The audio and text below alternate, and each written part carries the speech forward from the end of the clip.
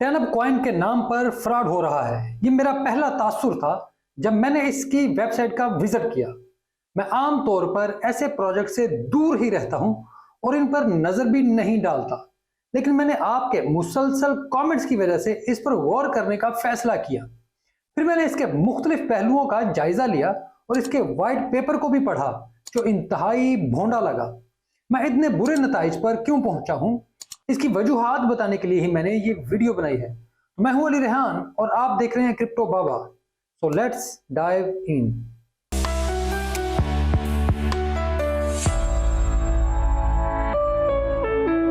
पहला तासुर, पहला इंप्रेशन जो आपको वेबसाइट खोलते ही मिलता है, जहां आपको बताया जाता है कि ये एक डिसेंट्रलाइज्ड प्लेटफॉर्म है जिसका कॉइन टेनअप है। ब्लॉकचेन में मुख्तलिफ सर्विसेज मौजूद हैं, जैसे स्टेकिंग, एनएफटी मार्केट प्लेस और इस कॉइन की मुख्तलिफ पार्टनरशिप्स हैं। लेकिन जब आप इसका व्हाइट पेपर पढ़ते हैं तो आपको मालूम होता है कि कहानी ऐसी नहीं है जैसी सुनाई जा रही है। इसका व्हाइट पेपर डाउनलोड करें, सफा नंबर 15 का पहला पहला ग्राफ पढ़ें, जहां आपको बताया जाता है कि स्मार्ट कॉन्ट्रैक्ट्स हासिल करने के लिए इसे इथेरियम पर लॉन्च किया जा रहा है ताकि ये डिसेंट्रलाइज्ड हो और फिर इसे सेंट्रलाइज्ड एक्सचेंजेस और डिसेंट्रलाइज्ड एक्सचेंजेस पर लॉन्च किया जा सके।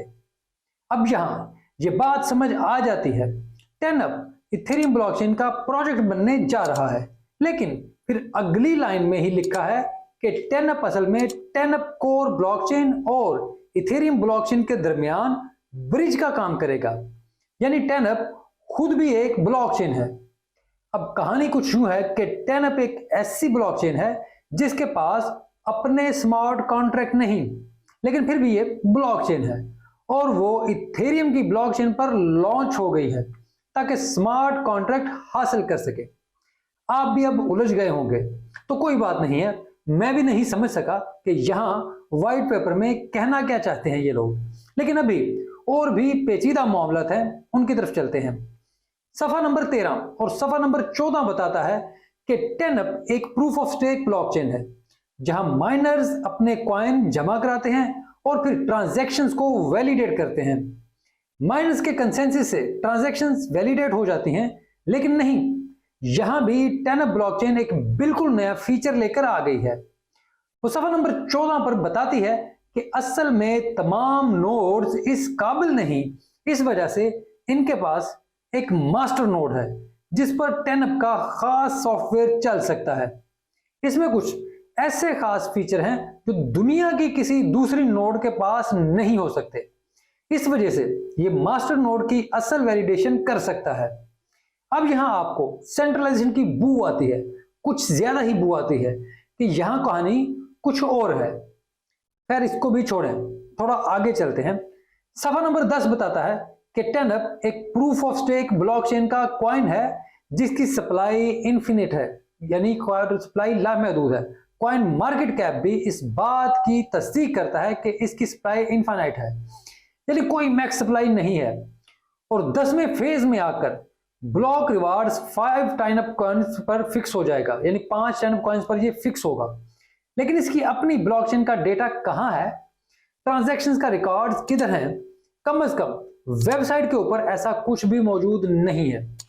अगर सब कुछ सिर्फ इथेरियम ब्लॉकचेन पर ही है तो फिर इसका मतलब है कि व्हाइट पेपर में लिखी गई ये बात कि टेनअप खुद ब्लॉकचेन है, वो गलत है।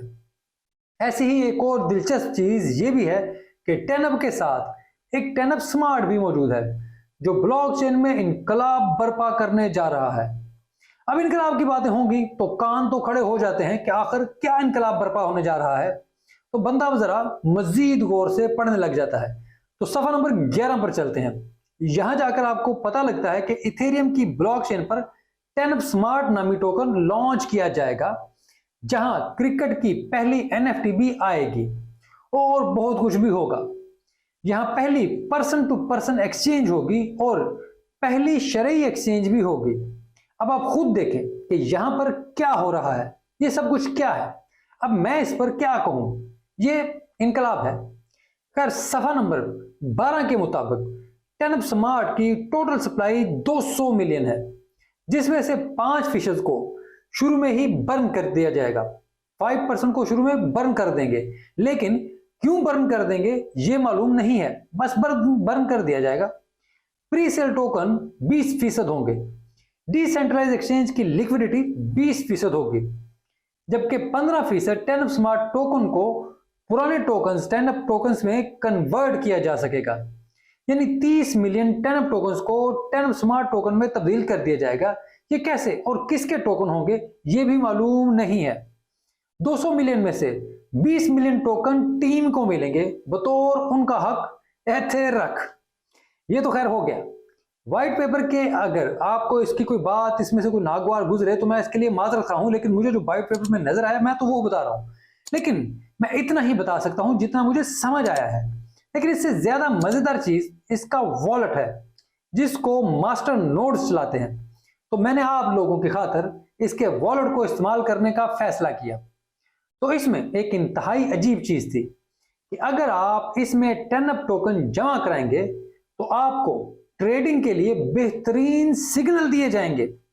ये मेरे तजर्बे में दुनिया की पहली ब्लॉकचेन और उसका वॉलेट है जहां आपको क्रिप्टो ट्रेडिंग के सिग्नल दिए जाते हैं, और वो भी एलीट वाले।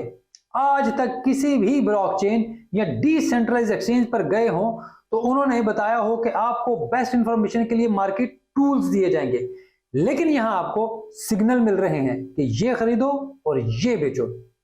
अब आप खुद बताएं मैं इस पर क्या कह सकता हूं और मुझे इस पर कहना भी क्या चाहिए। अब इसके जिस फीचर पर भी जाते हैं तो ब्लॉकचेन वाली वाइब्स ही मौजूद नहीं है, और जब मास्टर नोड्स और टीम के पास 90% टोकन की सप्लाई मौजूद है तो वो इसकी प्राइस को 100 पर भी ले जा सकती है और 0 पर भी। ये कहीं भी कुछ भी कर सकती है, और यहां ऐसा कोई रिकॉर्ड मौजूद नहीं है जहां ये साबित हो कि कितने लोग ब्लॉकचेन का इस्तेमाल कर रहे हैं और इसके ऊपर क्या इस्तेमाल कर रहे हैं और कैसे इस्तेमाल कर रहे हैं, कौन से एसेट्स की ट्रांजैक्शंस हो रही हैं। यानी जितनी डिसेंट्रलाइजेशन को आप इस्तेमाल करते हुए नजर आती है, इससे ज्यादा डिसेंट्रलाइज तो शायद हमारा स्टेट बैंक ऑफ पाकिस्तान होगा, जहां कम से कम डेटा तो मौजूद है। ऐसी बहुत सी खामियां थी मुझे जो 10 में नजर आई। मैं उम्मीद करूंगा कि आइंदा आप कमेंट में मुझे ऐसे प्रोजेक्ट्स के बारे में रिसर्च करने का नहीं कहेंगे। अगर आप वेबसाइट पर जाकर ये बुनियादी चीजें नहीं देख सकते, ये बुनियादी मालूमात नहीं पढ़ सकते, तो फिर आपको इस इंडस्ट्री से दूर रहना चाहिए। आपको यहां नहीं आना चाहिए, वरना यहां आप लुट जाएंगे, कोई ना कोई आपको चूना लगा जाएगा। और प्लीज ये वीडियो बनाना और फिर इसके ऊपर रिसर्च करना एक इंतहाई तकलीफदेह काम था, क्योंकि इसमें बहुत जहन खपाना पड़ता है कि कोई पहलू रह ना जाए या कहीं पे कोई नाइंसाफी ना हो जाए, और फिर जहां सारा कुछ ही बेढंगा हो तो उस पर आप क्या कहेंगे। तो जनाब, क्योंकि ये वीडियो मुसलसल आप लोगों के कमेंट्स की वजह से बनी है, तो मुझे अब आपने कमेंट्स में अपनी राय भी जरूर देनी है, ताकि कम से कम मुझे ये ना लगे कि मेरी इतनी सर खपाई और मेरी इतनी मेहनत जाया गई है। उम्मीद है कि आपकी जानिब से फीडबैक मुझे कम से कम इस बात का एहसास से बचा लेगा कि मेरा कोई बहुत ज्यादा टाइम जाया हुआ है। वीडियो देखने के लिए बहुत शुक्रिया। मैं कमेंट्स में आपकी राय का मुंतजर रहूंगा। Thank you very much.